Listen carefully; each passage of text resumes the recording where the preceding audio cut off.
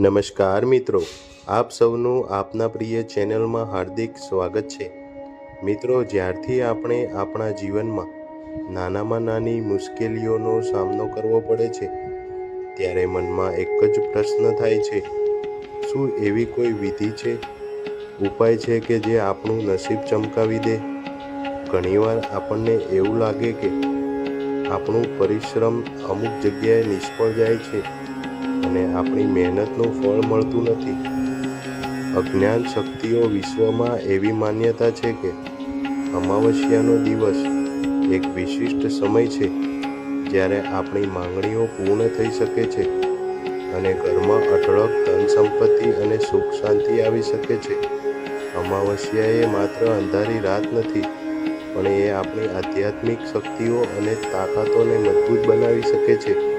આ દિવસે વિશેષ રીતે માતા લક્ષ્મી અને પિતૃઓની આશીર્વાદ મેળવવા માટે તમારો ટાઈમ માનવામાં આવે છે। તો મિત્રો, આ ખાસ વિડીયોમાં આપણે જાણીશું કે આ અમાવસ્યાની રાત્રે કયા એવા 2 વિશેષ કામ કરવા જોઈએ, જે કરવાથી તમારા જીવનમાં કોઈ પણ દિવસ ધનની અછત રહેતી નથી।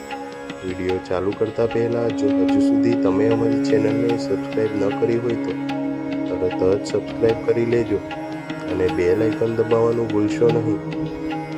અને તમારી કોઈ પણ પરેશાની હોય તો કોમેન્ટ બોક્સમાં કહી દેજો, અમે તેના પર જરૂરથી વિડીયો બનાવીશું। અમાવસ્યાની રાત્રિ એ શુભ અને જાદુઈ ક્ષણ માનવામાં આવે છે। આ રાત્રિએ કરેલા વિધિઓ અને ઉપાયો શક્તિઓનું ખાસ આશીર્વાદ મળે છે, જેનાથી ઘરમાં સુખ શાંતિ અને ધન સંપત્તિ આવે છે।